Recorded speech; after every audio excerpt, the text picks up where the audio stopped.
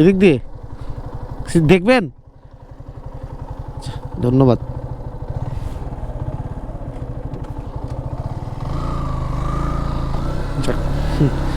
রাস্তাটা কাজ চলছে মেবি, ওইদিকে পুলিশ ভাই বললো যে এই বাম সাইড দিয়ে যান, যদি কাগজপত্র ঠিক না থাকে আর কি। ও শেট, ট্রাক উল্টে গেছে।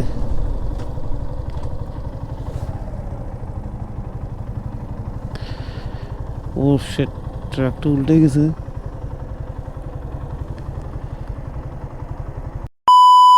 থাকো, আগাইলাম। Tata. Hare Krishna. What is up man, কী অবস্থা সবার? আশা করি সবাই ভালো আছেন। শুভ সকাল, সকাল 6টা বাজে। সবাই দেখেন হাঁটাহাঁটি করছে, হাঁটতে বের হয়ে গেছে সবাই সকাল সকাল। লালমিয়ার শুধু না, বাংলাদেশের যে কোনো প্রান্তেই মানুষ সকালবেলা হাঁটাহাঁটি করে নিজের স্বাস্থ্যটা ভালো রাখার জন্য। প্রায় 22 দিন পর ঢাকার উদ্দেশ্যে রওনা হয়ে গেলাম, যাচ্ছি ঢাকার উদ্দেশ্যে। সো ফাইনালি এখন বের হয়ে গেছি বাসা থেকে, বাসার উদ্দেশ্যে রওনা হয়ে গেছি। এখন আছি চাঁদনি বাজার। তো যেতে হবে অনেক দূর, অনেক দূর। আমার সাথে আরেকজন যাওয়ার কথা, যাবে কি না এখনও শিওর না, বলতে পারছি না আর কি। আমাকে বলছে তুমি একটু আগে যাও, আমি গিয়ে তোমাকে পিক করবো বলতে উনি টান দিয়ে আসবে, কারণ ওনার একটা প্রোডাক্ট অর্ডার করছিল, সেটা বাসে আসবে। তো বাসে আস্তে আস্তে একটু দেরি করতেছে বাস, দ্যাটস ওয়াই ওনার বের হইতে একটু দেরি হচ্ছে। ঈশ্বর করলো যে তুমি আগাও, আমি তোমাকে রাস্তাতেই পিক করে নেব বা রাস্তাতেই দেখা করে একসাথে হয়ে যাব। অনেক দিন থাকলাম এবার লালমিয়াটে, প্রায় 22 দিন, 1 মাসের কাছাকাছি। বাসায় আসলে যেতে ইচ্ছা করে না, কারণ ফ্যামিলি থাকে, সবাই থাকে, আর বাসার প্রতি একটা টান, এটা অন্যরকম। মন চায় না যে আবার চলে যাই। লালমিয়াটের সব কোচগুলা এক এক করে ঢুকে যাচ্ছে লালমিয়াটে, মানে এই রাস্তাগুলো মেবি ঠিক করবে, সেজন্য সব কোচগুলা সব ঢুকে যাচ্ছে, সব ঢুকে যাচ্ছে। আমরা যদি কোনো কিছুর প্রেমে পড়ি তাহলে ভাই আমরা এই জায়গাগুলোর প্রেমে পড়ি। এই যে আমার হাতের ডানে দেখুন, এই জায়গাগুলোর প্রেমে পড়ি। তো এই সাইড থেকে সূর্যটা যেরকম সুন্দর দেখা যাচ্ছে, এই ফসল, সবুজ ফসলটাও অনেক সুন্দর দেখা যাচ্ছে। তো আমরা এগুলোরই প্রেমে পড়ি। যারা বাইকার ভাইরা আছে তারা একমাত্র এই জিনিসগুলা ফিল করতে পারে। লালমিয়ার থেকে ঢাকা যাওয়ার জন্য 2টা ব্রিজই পড়ে, এক হচ্ছে মহিপুর আর দ্বিতীয়টা হচ্ছে এই তিস্তা। আমরা শহর থেকে, পৌরসভা থেকে যদি ঢাকা উদ্দেশ্যে রওনা হই, যারাই হয় তারা এই তিস্তাটাই বেশি ব্যবহার করে থাকে। মহিপুর খুব কম, কারণ আমাদের এদিক থেকে মহিপুর অনেক ঘোরা হয়, দেখছেন ওই তো আমাদের এই পাশ থেকে মহিপুর অনেক ঘোরা হয়, দেখছে আমরা এদিক দিয়ে যাই। নদী একবারে শুকায় গেছে, ওই যে দেখ একবারে চর চর হয়ে গেছে। তো তিস্তায় ঢুকে গেলাম ব্রিজে, পুরা চর হয়ে আছে, দেখেন কত দূর শুকিয়ে গেছে, পুরোটাই শুকনা, এই সাইড এই সাইড 2 সাইডে।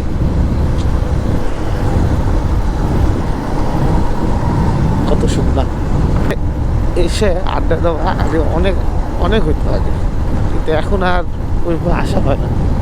আগে বন্ধু বান্ধবরা মিলে অনেক আসতাম, কিছু হলেই তিস্তা ব্রিজ, সেটা রাত হোক দিন হোক, যে তিস্তা ব্রিজ চলে আসতাম আর কি ঘুরতে। এখন আর এটা হয় না। চলে আসছি রংপুর 7 মাথা, এটা হচ্ছে 7 মাথা আর ওইটা হচ্ছে আদি বাই বাই হোটেল। তো দুটাই প্রায় দেখার মতো।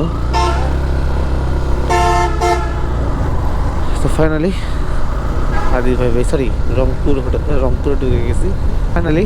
অনেকদিন পর আবার রংপুর বগুড়া হাইওয়েতে, এই রোডটা ধরে অনেক তাড়াতাড়ি এখন ঢাকা যাওয়া যায়। 7 ঘন্টা লাগে ঢাকায় যেতে আর কি। কারণ এই রোডগুলো এখন অনেক ভালো হয়ে গেছে, অনেক সুন্দর, অনেক স্মুথ, কোনো ভাঙাচোরা নাই রোডগুলা। তাই আগে যেমন একটা বাসগুলো রাস্তা খারাপের কারণে প্রায় 15 ঘন্টা 16 ঘন্টা এমনকি 17 ঘন্টাও লেগে যেত, তো এখন মনে হয় যে ঈদে এতটাও সময় লাগে না।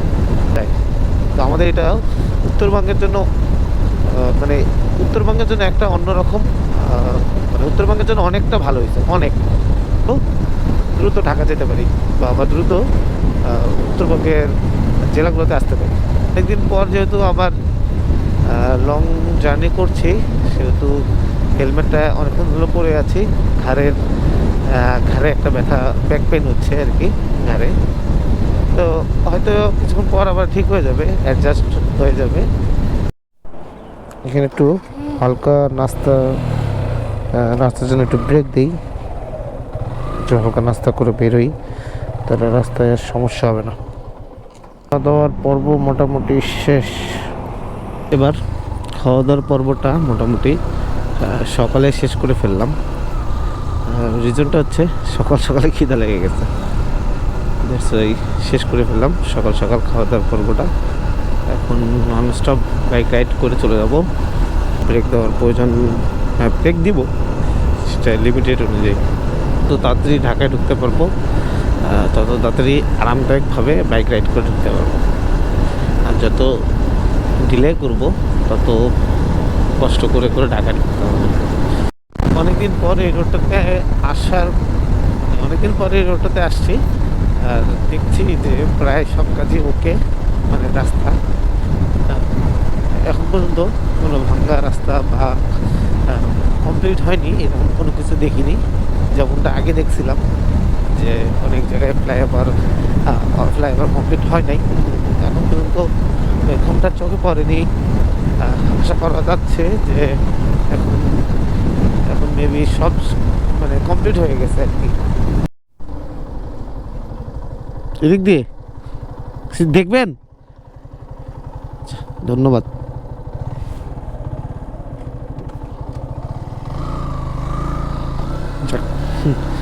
রাস্তাটা কাজ চলছে মেবি, ওইদিকে পুলিশ ভাই বললো যে এই বাম সাইড দিয়ে যান, তো এই তো বাম সাইড দিয়ে যাচ্ছি। আমি বললাম যে কাগজ দেখবেন কিনা, বললো যে না। হাইওয়েতে যখন আসবেন এখন গার্জেন থাকছে, পুলিশ থাকছে, আপনারা অবশ্যই আপনাদের লাইসেন্স, তারপরে ট্যাক্স টোকেন, মানে গাড়ির যে কাগজপত্রগুলো আছে সব ঠিকঠাক রাখবেন আর কি। ও শেট, ট্রাক উল্টে গেছে।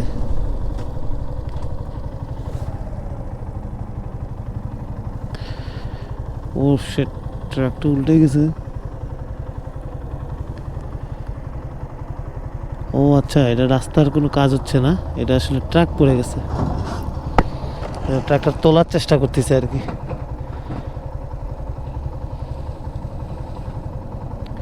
এটা মালবাহী ট্রাক, পিক আপগুলো আর কি, পিক আপগুলো দেখেন ভেঙে গেছে। এটা এই গাড়িটাই ওইটা, মানে অর্ধেকটা ওইটা আর বাকিটা এটা, মনে হয় লোড বেশি হয়েছে, দ্যাটস ওয়াই ভেঙে গেছে, খুলে পড়ে গেছে। জন্য পুলিশ ভাই সচেতন করে দিছে যে এই সাইড দিয়ে যান। কথা বলতে বলতে কখন যে গাইবান্ধায় ঢুকে গেলাম টেরই পেলাম না। সো রাইট নাও এখন আছি পলাশবাড়ি গাইবান্ধা। পলাশবাড়ি চলে আসছি, পলাশবাড়ি মেইন পয়েন্টে চলে আসছি। তো এখনও দেখেন রাস্তার কাজগুলো কমপ্লিট হয় নাই, সে আগের মতোই আছে, হয়তো একটু ইমপ্রুভ হয়েছে, বাট এই একটু ইমপ্রুভ দিয়ে কোনো কাজ না। পুরো ইমপ্রুভ না হলে এই জায়গাতে খুব জ্যাম পড়ে। অ্যাটলিস্ট যারা দুপুরবেলা আসে, দুপুরে করে আসে, তাদের জন্য খুব মানে এখানে হ্যাসেল হয়। স্ক্যানটা হয়নি, মাঝখানে ফ্লাইওভার করবার জন্য রাস্তা কোনো কমপ্লিট হয়নি। এই যে ফ্লাইওভারের পিলারগুলো দিয়ে রাখছে। কি রে কাকা, হুট করে বামে চলে আসছে, কোনো সিগন্যাল নাই, কিছু নেই। ফ্লাইওভার দেওয়ার জন্যই কোনো কাজ এখনো মানে রাস্তা ওইভাবে কিছু করেনি। আগে পিলারগুলো কমপ্লিট করছে তারা, তারপর আর কি ফ্লাইওভার ব্যবস্থা করবে। বুঝলাম না, পুরো রাস্তা আটকায়া এইভাবে কলা বিক্রি করছে, বুঝলাম না এই জায়গাটা এই অবস্থা কেন। পুরো মেইন রাস্তা আটকাই দিয়ে আমাদেরকে সাইড করে যেতে হচ্ছে। এই দেখেন পুরো মেইন রাস্তা আটকাই দিছে, ওনারা কলা বিক্রি করতেছে। What what is this? এরকম কেন বুঝলাম না। বাস আসলে কিভাবে আসবে ছোট্ট একটা ন্যারো রোড দিয়ে? বুঝলাম না এই জিনিসটা।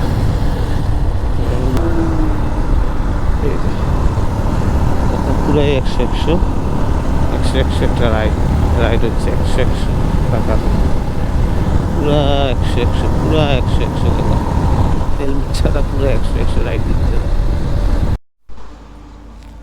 এই দেখুন পরিবেশটা দেখুন, অমায়িক একটা পরিবেশ না?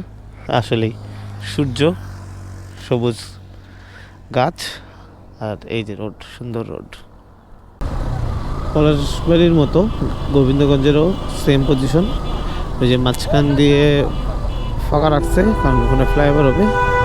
ফ্লাইওভার হলেই ওটা চালু হয়ে যাবে, তখন ফ্লাইওভার দিয়ে এই বাজারটা পার হওয়া যাবে। এইখানে ভাঙ্গাচোরার যে রোডটা ইট দিয়ে যেটা ছিল রাস্তা, ওই যে হেরিং বন্ডের মতো ওই রকম নাই আর কি।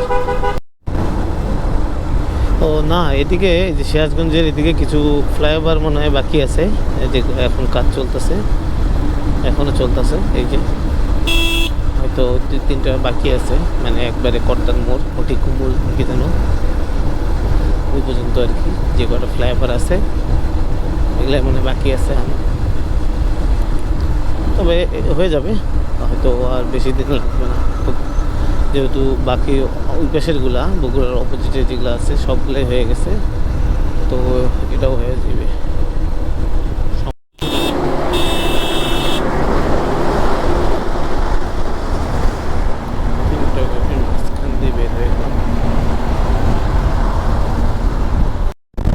যমুনা সেতু টোল প্লাজা। এখন ওই যে সামনে bridge, look at the bridge দেখা যাচ্ছে। এখন আর এই লাইনটা ইউজ হয় না, কারণ ট্রেন আর এদিক দিয়ে যাতায়াত করে না, নতুন ব্রিজ ওপেন হয়ে গেছে। দ্যাটস ওয়াই সব ট্রেন এখন নতুন ব্রিজের উপর দিয়ে যায়, যতদূর জানি। এই লাইন বন্ধ। তো ওই যে ব্রিজ, আসলে ওই ব্রিজটা বিশাল ব্রিজ। হ্যাঁ, বাংলাদেশের সবচেয়ে বড় রেল সেতু হচ্ছে যমুনা রেল সেতু। ওই যে ব্রিজ, এই এখন ট্রেন তো নাই, একটা ট্রেন গেলে কিন্তু ভালো দেখা যেত, যে কেল্লাগুলার মতো দেখা যেত। যমুনা ব্রিজের পরে এই যে ভুঞ্চেপুর রোডে, এখানে এখনও ইব্রাহিমবাদ রেলওয়ে স্টেশন, যেটা এই জায়গাটাতে এখনও ডবল লাইন হয় নাই। বিশেষ রাস্তা হয়েছে, একটা হয়েছে, কিন্তু এখনও চালু হয় নাই। ওই যে অটো চলতেছে, কিন্তু এখনও বড় গাড়ি হয়তো পারমিট দেয় নেই, তো এই লাইনটা এখনও ওয়ান ওয়ে আছে, এখনও রিক্সে আছে। তো চলুন, সমস্যা নেই। এই দেখুন ঢুকাই দিচ্ছি। এই যে বাসগুলো এত, আর বাসগুলা কোনো দেখা দেখি নাই, হুট করে ঢুকে যায়।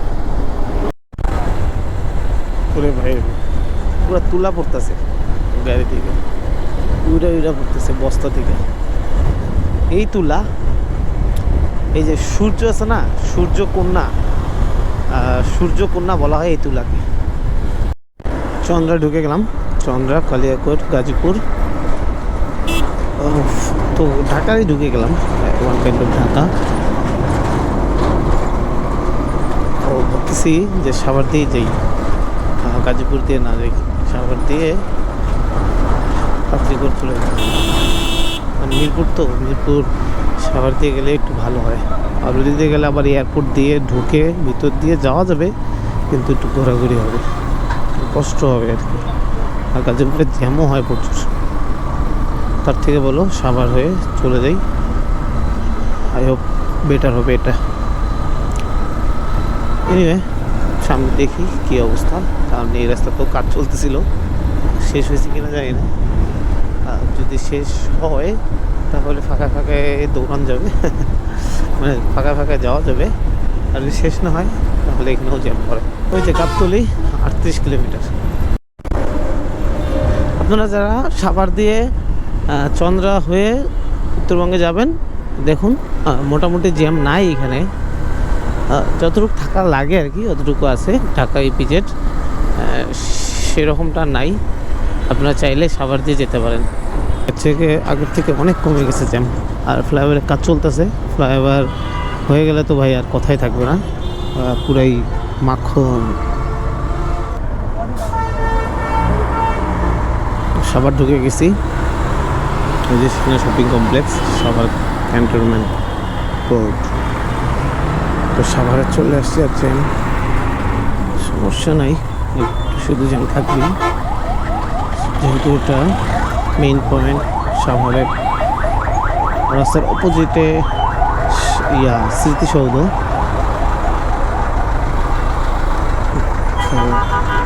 একটু জ্যাম তো এখানে থাকবেই। এই তো বের হয়ে যাচ্ছি, এই বাসটা পার করলেই ফাঁকা, এই তো আর প্যারা নেই, এখন পুরাই ফাঁকা। ওই জায়গাটা একটু জ্যাম থাকে। সো ফাইনালি চলে আসছি ঢাকা সিটিতে। ওই যে সোজা গেল গাবতলী, তো আমরা সোজা যাব না, আমরা এদিক দিয়ে বাম দিক দিয়ে ঘুরে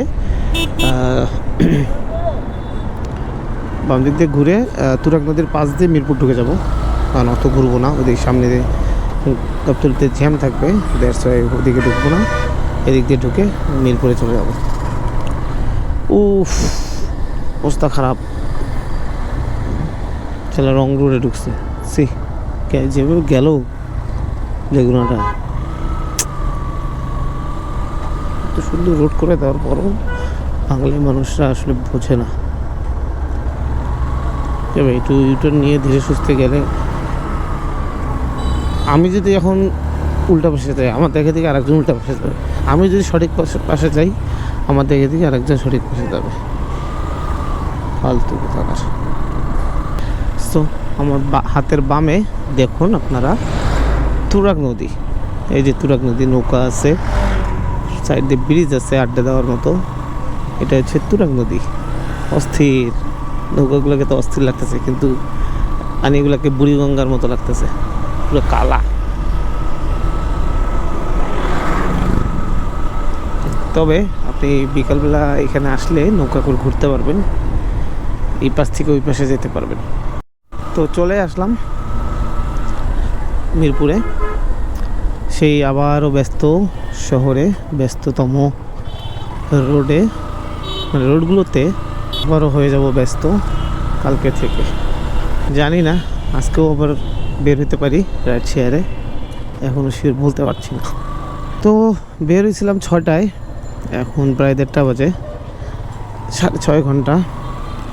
তো 6.5 ঘন্টায় রাইড করলাম 333 কিলোমিটার। তো অনেক সেই সকালে বেরিয়েছি, আর এই যে এখন ঢুকলাম।